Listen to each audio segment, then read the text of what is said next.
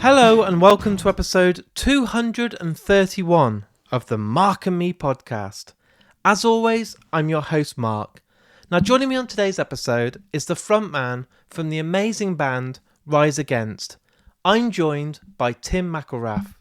We get to talk a lot about the band's career. We talk all about their festival appearances and the amazing future this band have got ahead of them. For me, personally, as I sat there editing this interview earlier today, I truly believe it's my favourite interview that I've done this year. I don't know what it is about it that just makes it so perfect for me, but the chemistry is there right from the moment we start talking. There's something about it, the sound quality, the conversation, the length of the interview, but for me, it's my proudest interview this year. I just absolutely adore it. And usually I hate the sound of my own voice. I don't like the interviews I do, and I am my own worst critic. But this interview I'm so proud of, and that'll be coming up in just a couple of moments' time. But before we get there, let's use the intro like I do on every episode of Mark and Me to touch base and talk about my last episode. On episode 230, I was joined by the Anti-Flag frontman, Justin Sane. This was his second appearance on Mark and Me, not so long after 2000 Trees Festival in the UK, but this time it was just Justin. And do you know what? This interview blew up. So a massive thanks to everyone that listened, shared it on maybe Facebook, Twitter or Instagram, and just took the time to listen. I'm so grateful and really, really proud of that one too. But today it is all about Rise Against, and I can't wait to get to this interview.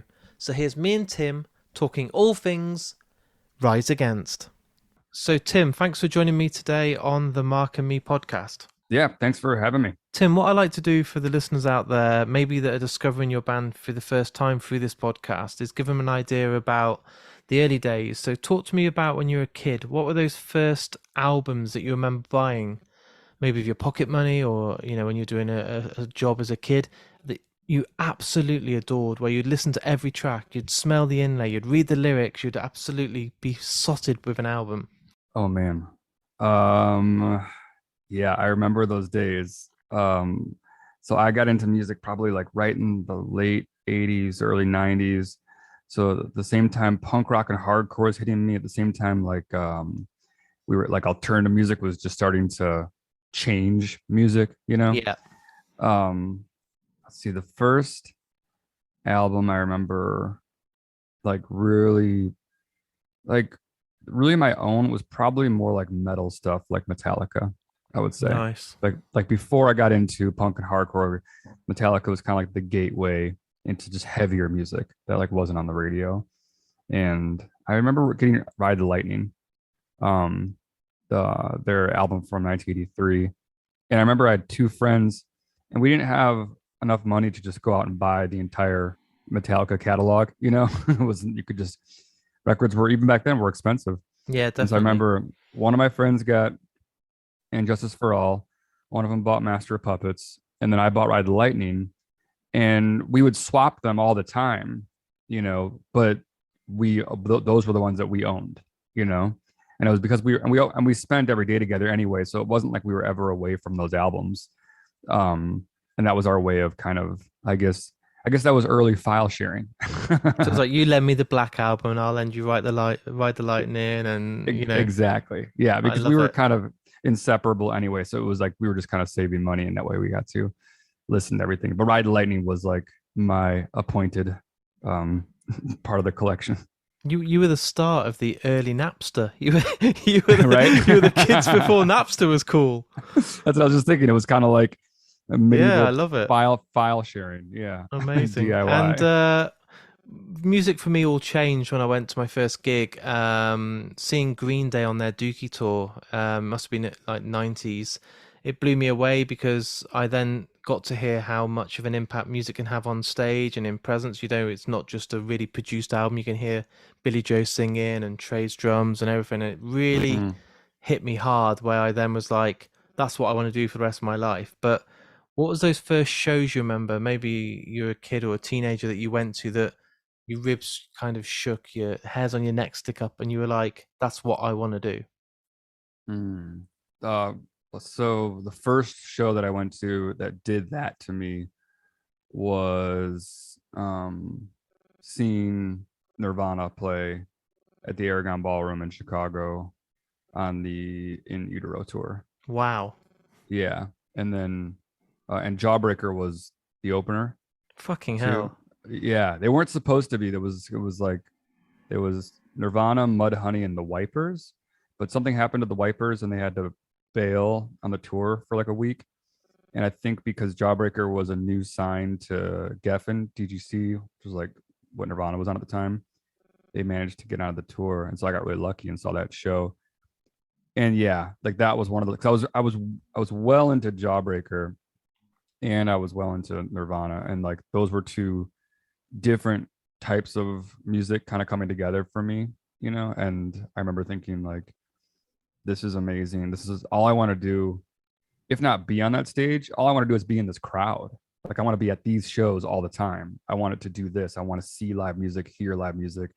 I kind of wasn't. I didn't have the delusions of grandeur that I thought maybe I would be on that stage yet, you know. Um, but I knew it's all I thought about from the time I woke up to the time I went to bed. It's all I thought about was playing guitar, listening to music, finding out more about my favorite bands, reading the lyrics, poring over the lyrics, and just becoming obsessed. And I didn't think it was something weird. I thought we were all becoming obsessed the same. I thought we were all going through the same motions. I didn't realize that the kid in class next to me didn't share the same absurd passion that I Yeah. shared. You know, I thought we were all going. It was only later in life I realized, oh, like you were obsessed, dude. Like you were. This is all you thought about, and this is what you wanted to do. And so it kind of it should have been more clear to me then how passionate I was, but I didn't think of it as something that was any different than anybody else. Did you obviously getting to see Kurt Cobain live? I was just short of it. I had tickets to the tour after he died. It was supposed to come to Europe, I think, later that year, and I had a ticket. I was only really young. I was like just secondary school, but I never got to go because obviously he committed suicide. But Mm. to see him on stage, it must have been unbelievable because being a front man yourself, you then get that. I know you're not thinking it back then, but you Mm-hmm. must have just been in awe, thinking, "Wow, this guy's got something special." Yeah, it was larger than life, and Nirvana was larger than life at that point too. Like Nevermind had already come out; they'd already been changing music. Kurt Cobain was kind of like he became like an ambassador of punk rock and underground music too. You know, as we all know now, he was so good at advocating for the scene that he came from. You know, and like trying to tell people, listen, I know you like my song on the radio, but you got to hear these other bands. You know, you got to hear the bands that we used to open up for. You got to hear our label mates. And he was always so good at pushing all of that. And it really, it worked, you know, it gave a lot of bands like a higher profile, whether it was the bands that he covered during the um, MTV Unplugged, like Meat Puppets, Well, you that's what I was know, thinking when you were talking. Then I was thinking, even when they had their big moment in New York, he's still out talking about the Vaselines. He's playing David yeah, Bowie songs. He's got the right. Meat Puppets coming up on stage. I think there's 3 or 4 covers during that set, and it's like, what other band would go out there right now and do an MTV Unplugged set and dedicate a third of their show to other bands? You know? Right. Yeah. And even invite those bands on there, like the I Meat know Puppets it's were insane. there. It really was like, cause you know, we do stuff like that. And I don't even think about like, we do some covers, but you're right. Like a third of the set, you know, like Yeah. that many songs, you know, and, you know, there were covers strewn through their albums. You know, Bleach has covers, obviously Incesticide has covers. You know, he'd be wearing a Daniel Johnston t-shirt, you know, or like there's even pictures of him wearing a Jawbreaker t-shirt, you know, after those shows they did. And those are just things that, you know, he was always pushing the Melvins. It was it was he became like an ambassador, like this sort of like anti-hero of punk and hardcore and underground music in general. And then to see him larger than life at the Aragon Ballroom in Chicago was incredible. I obviously didn't know what was coming. I thought I would see Kurt Cobain many times throughout my life, you know, and there'd be many more Nirvana albums. I think what was really crazy too is we've played a lot of shows and we've played bigger shows than the Aragon Ballroom, but I love playing the Aragon Ballroom when we go there, when I get on that stage. Like there's Pure, not pure nostalgia. oh my gosh. I mean, first of all, the venue hasn't changed at all. You know what I mean? It's like it's just been in mothballs the whole time. And I think about I was on that floor, That's awesome. for Nirvana, but I also saw Rage Against the Machine there. I saw like when Rollins Band or Helmet and all those bands in the 90s were playing there. I was right there in the front row. And so to be on the stage or to like be in the same dressing room that those guys and girls were all in, that's something it's a big reference point for me. That's for sure. You can still be a fanboy at heart and be like, oh my God, like Kurt sat here. I'm in the same chair that he sat in. Yeah. Oh, absolutely. I'm definitely a fanboy at heart. That's amazing. And did you at that point know that that's what you wanted to do? Were you playing an instrument yourself at that point or singing, or was it a bit later on during college that you started playing with other musicians? I was playing from freshman year of high school. Is when like I picked up a guitar. Maybe I picked it up in like eighth grade. And I was playing with people for fun from the time I was like 15, 14 or 15 on. Um, and it was for fun. It was or what I thought was just for fun, like it was not very ambitious or careerist, I just loved playing guitar and I loved getting into a room with like friends and just sort of like playing the same note at the same time. That was amazing when the first time you did that. And then you switch to the next note at the same time. And then like now you have three chords and it's like, wait, we just did that, and then you realize that what you're doing isn't that much different than all of your favorite bands, and then you start realizing like, oh, like there nobody like has an advantage over you. Everyone's just playing these instruments. Like we could create a song as powerful as a Nirvana song right here, right now, and using four chords. Right, using four chords. Yeah. You don't need better equipment. Nope. You know what I mean? You don't need a professional producer or studio or management or a booking agent or any of those things. Like it's a level playing field, and it still is to this day. Like a 15-year-old kid with a guitar, can sit down and create a song better than the greatest songwriters on the planet today. This afternoon, it could happen, and that's something that was like kind of empowering, when you realize like, wow. And it's something I realized only later too. And in some ways, your youth is sort of on your side, like to be that young is to have an advantage over people who probably they may be better at their craft, but like they don't have that same like enthusiasm and discovery of youth that we all had, when we first picked up that first passion. It's the drive and energy as well. Like I've just turned 40 and to go to a gig now is like, well, what's on the next day? And I can't really drink too much that night because it's going to be a late one. I couldn't do it twice in a week because my back, and it's ridiculous. Right. Like, I went to see Incubus last week and I was thinking to myself the whole time, like, I hope it doesn't go on too much longer because I got it the next day. And it's so pathetic, really. But when you're that age and you're picking up a guitar at college or uni days, you don't care because you've got that passion, you've got the energy, you've got the drive. Every night could go on all through the night if you wanted because it didn't matter. Right. Absolutely. It's far more innocent. And it's kind of innocence. It's the kind of innocence that you will spend your whole life trying to recreate. I was going to say, and you don't realize, you kind of take it for granted now. Looking back in hindsight, I'm like, fuck, all those gigs I went to and 7 nights a week going to see some of the best bands out there, Thrice and stuff in these small venues and Radiohead when they were starting out. Like, I was just going to gigs and just enjoying it. But now I'm like, Jesus, did you realize what you were doing? Do you realize that opportunity you had? Yeah. No, we don't, right? They say, what is the expression? Youth is wasted on the young. So true. So true. Yeah. It's only later in life do you realize how important that stuff is. And, it's what I tell young people. It's like, do it now, because you got to. You got to, yeah. I mean, I wrote, most of the Rise Against songs like after my family went to bed, like up in an attic, just like that's when I had energy and like did it. And now the thought of starting to work at like 10 p.m. or 11 p.m. at night and going to 4 a.m. like I'm not doing that. No, you got your hot chocolate in bed. I know, yeah. All right, yeah, exactly. One more episode on Netflix and then straight to bed. But were you that focused at that point where you were like, this is all I want to do? Because I hear a lot of people and meet a lot of people that want to be in a band and they're in a band, but to actually make it, it's such a big world to be in. The music industry is a tough one to break through. But were you that kind of focused that that's all you were ever going to do? I have to say no, because I just never thought this would work out. I never, I think I was a bit of a realist. I think Yeah. it came from sort of like a working class family.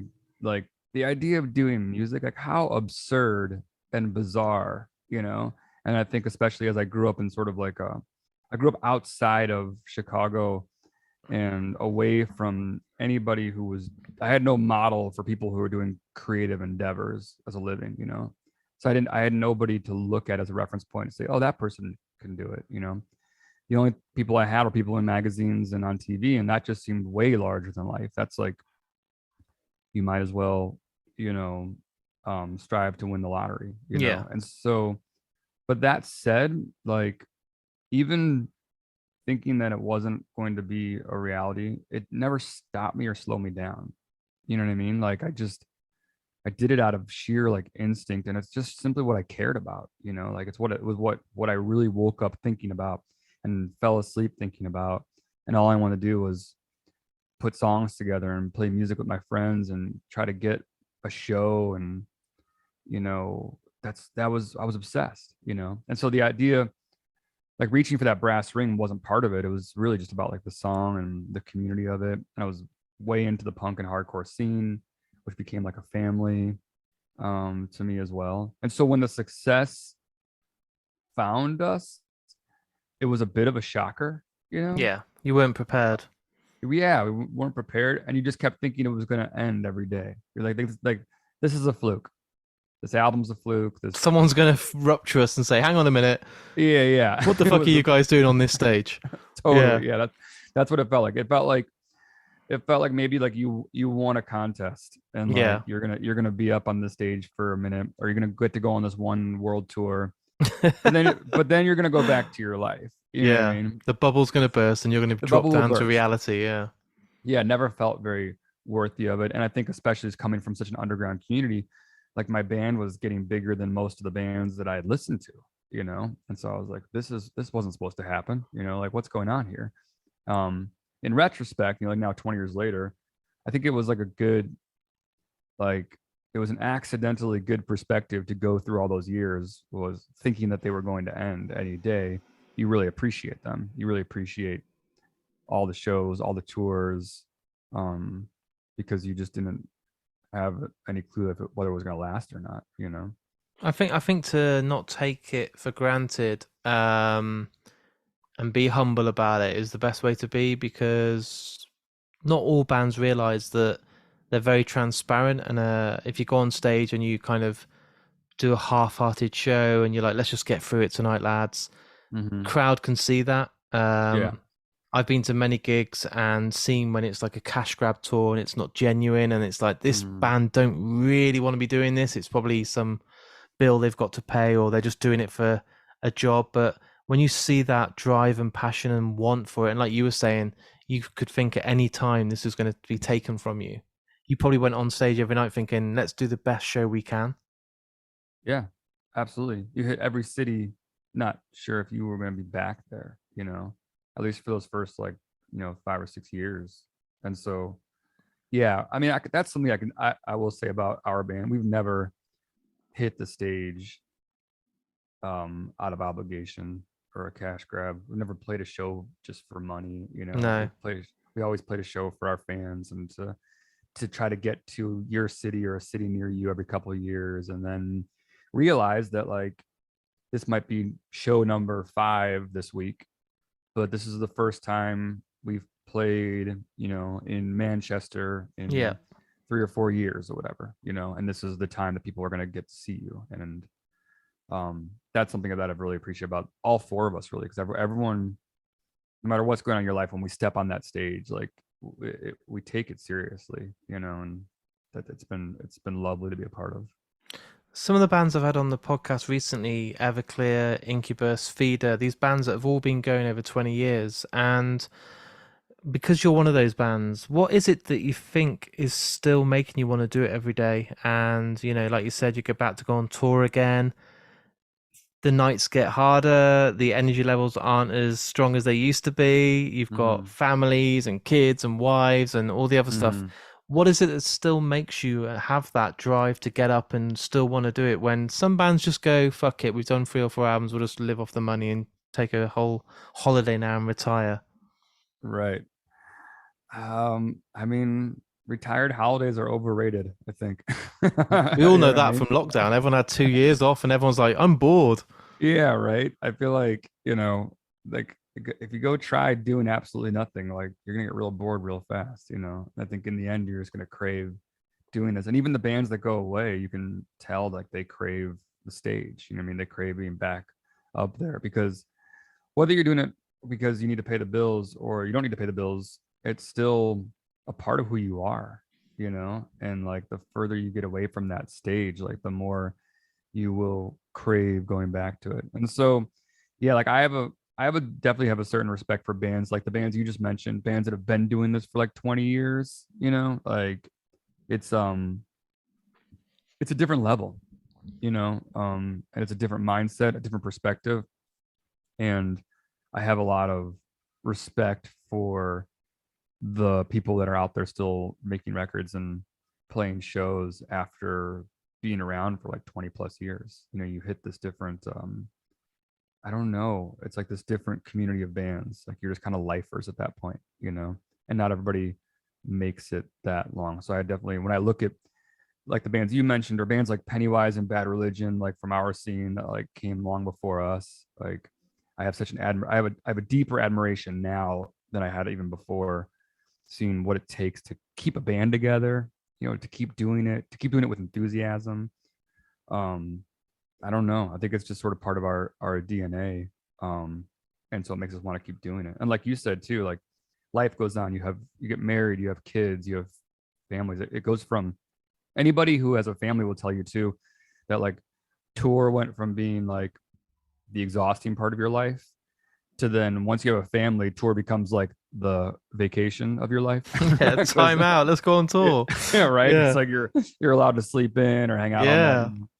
Yeah. And my kids are older now anyway, so I'm not raising babies anymore. So that chapter of my life is over. So, but I think that the people that last out there are people who find new and different reasons to walk out their front door and go back on tour. You got to find some new inspiration.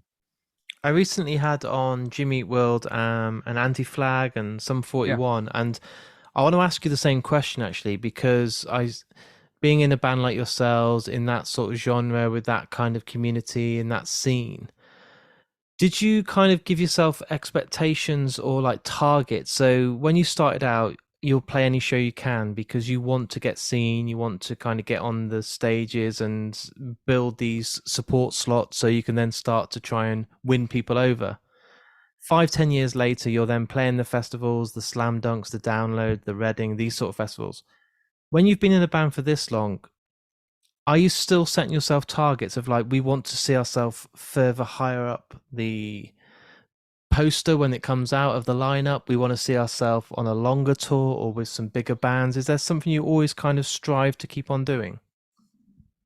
Yeah, that absolutely. If you've played a festival a couple years in a row and you're still, you know, middle of the poster, maybe on a side stage, whatever, and you're watching people either pass you up or you're watching new bands come along that are playing over you, that you think like, how can we get there? Yeah. We should be closing the stage, or could we be a festival headliner one day, and that kind of thing. And so it's a good thing to think about as you take the next steps in your band and just kind of move forward. And so whatever it is that you need to do to make sure that your band is moving up that marquee a little bit and moving up that poster, take the show seriously, take the songwriting seriously, and take the album seriously and try to stay relevant as opposed to just fall into kind of like irrelevance. That's the goal. You want to keep your fans happy, you want to keep your older original fans happy, and you want to bring in new blood into the family. You want to bring in a 15-year-old kid who's just getting into music today, like let's get them to a Rise Against show, let's make them a Rise Against fan, let's have them be a part of this family. And so that's something I think that we're always thinking about.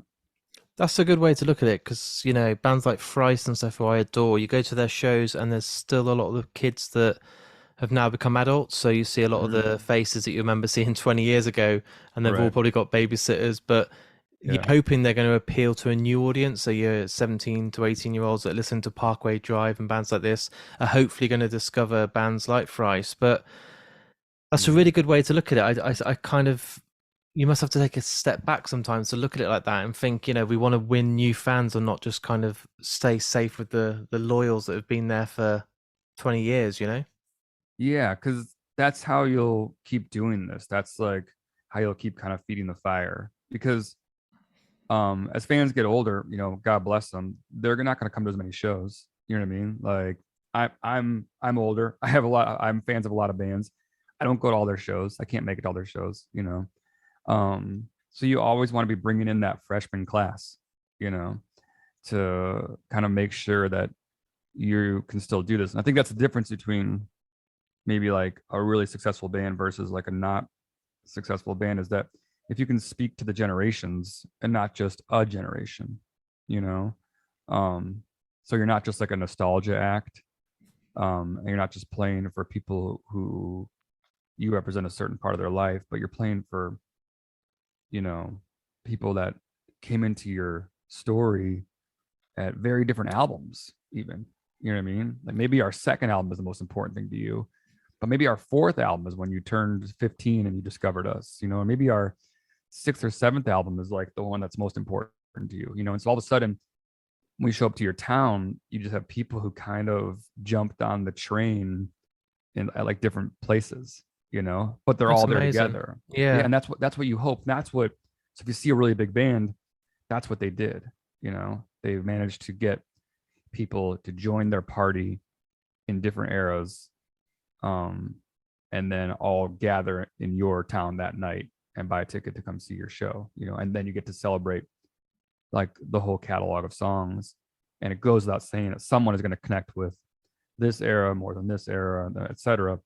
But if you get enough people in it, they're going to just love what you do and then love being a part of that community. And I think this week, as we're sitting here now, mid-October, has been an insane week to be in a band. For you especially, to be announced for When We Were Young. When I look at that poster, it's like one of those dream posters when you'd be a kid and cut out your favorite bands and stick it all on Right. a Yeah. poster, or like a dream lineup. And Mm-hmm. to see that with, bands like The Offspring, Green Day, Blink 182, that must be fucking awesome to be just featured and part of that and see your name so high up against, these amazing bands that every band on there deserves to be a future headliner because there's so many good bands on that lineup. Yeah. You're right. That that lineup is crazy. I think the first festival still hasn't happened yet. I think it happens like next weekend. Yeah. I want to say, and that was like every band is on that show, and now it's like every other band is on this show.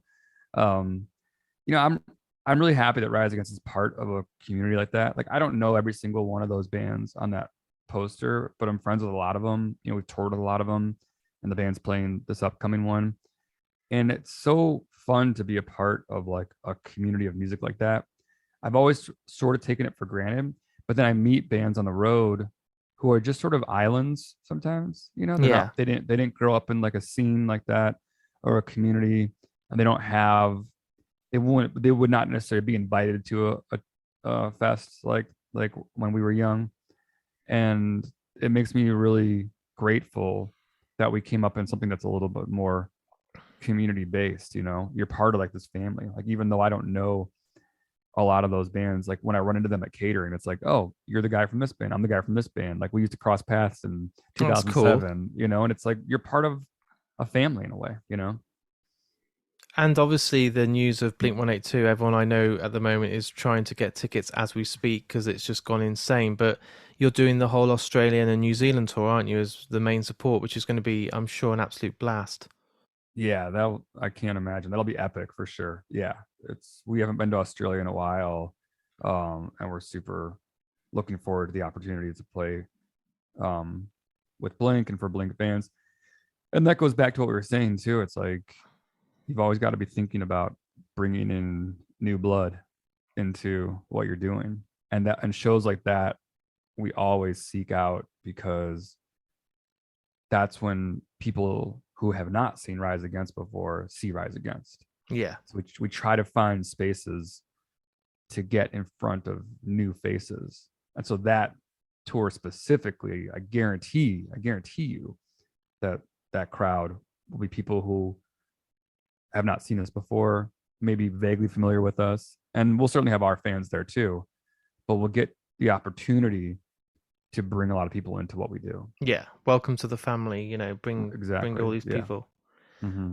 What I do on the podcast, and I've done it for over 220 episodes now, is everyone that comes on gets to choose the outro piece of music that's played on the episode. So everyone picks a different song, but it doesn't have to be one of your own. It can be a song that means a lot to you. But when I've asked it to actors and directors and writers, I always think musicians enjoy it the most because your life is writing music and you'll have influences. But what is a song, and I'm putting you on the spot now, that means so much to you that when this interview's all wrapped up, it's all edited, polished, and out there for the world to listen to? What's the final piece of music that you'd like played after today? Oh, that's a good question.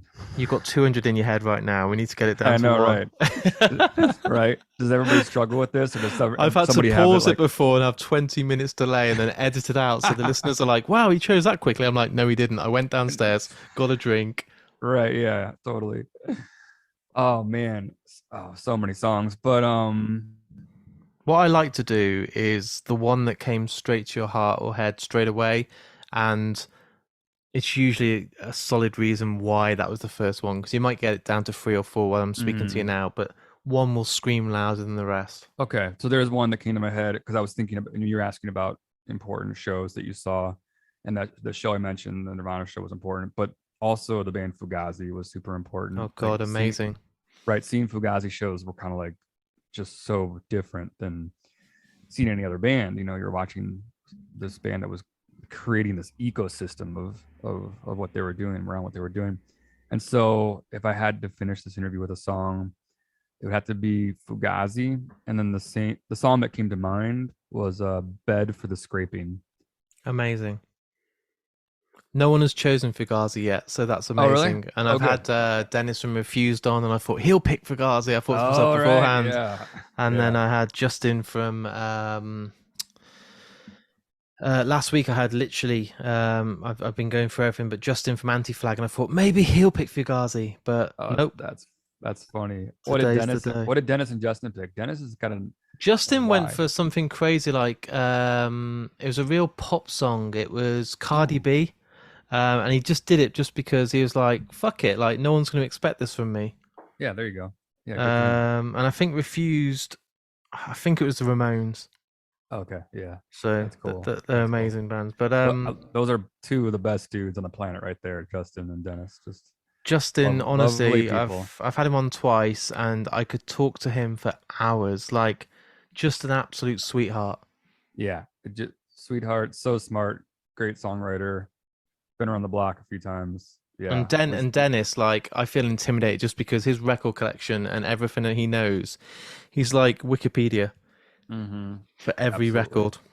Yeah, I went record shopping in Chicago once with Dennis, and I was very intimidated by his. It must be like a museum of him just walking around saying, "You need this, you need this." Yeah, I know, it was pretty incredible. He's like, yeah, he's a Renaissance man for sure. I'm seeing Thrice tomorrow as well. They're coming over to the UK, and I know you've played some shows with those guys, but Dustin as well, he's been on a few times, and that band, the way they've evolved and never rested on their same sound, for me, one of the best out there as well. Yeah, an inspiring band, because I think of them as a band that really only gets better with every album, which really defeats the odds. You're not supposed to get better with every album, and somehow they're doing it. You know, it's insane, isn't it? Most bands are trying to top that debut or the follow-up, but every album they're just getting better at their instruments. Dustin's vocals are getting rawer. I can hear better stuff, and I'm just like, when do you trip up? Like, you're never going to, are they? Yeah. It's incredible. Absolutely, yeah. One of the best bands from my generation for sure. It's been an absolute pleasure to have you on today. Thank you so much for coming on. Genuinely, I've done over 220 episodes, and there's some episodes that just click right away from the moment you start talking. And today was one of them. I don't know what it was. It just something clicked, and I was like, this doesn't even feel like any work. It's like I've known you all my life, and it's been genuinely a pleasure to have you on. Oh, it's good to be here. Yeah, come to a show sometime. Thank you so much for your time, and I will definitely meet you next month.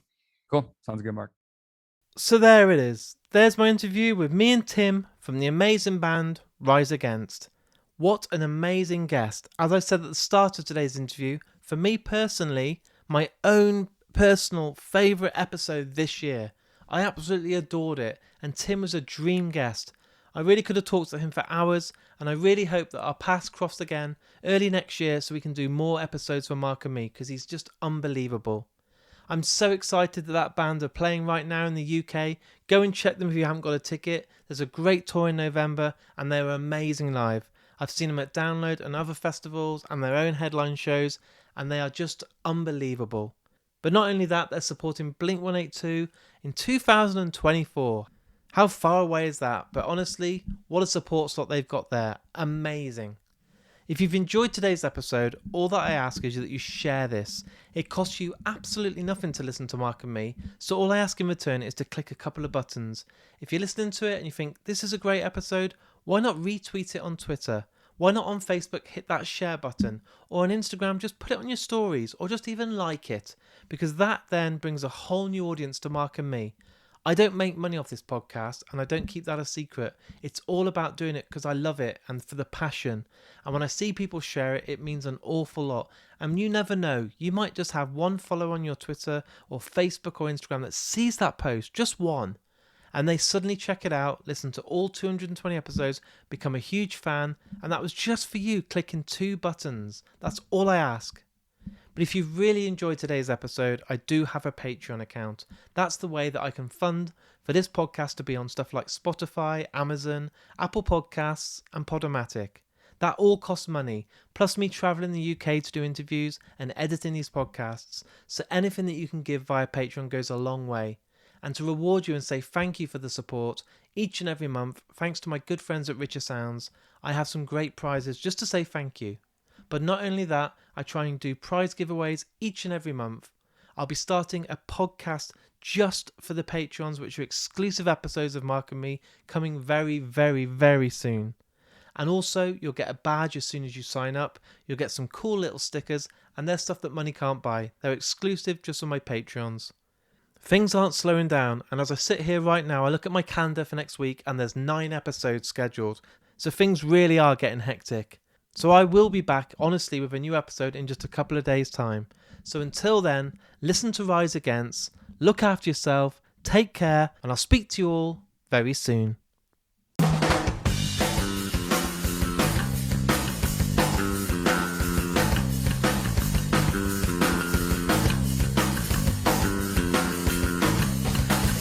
Sick with this, I'm sick with this. Situation of violence, large judgment. My own sweet down, didn't see 24. Only recognize simple things.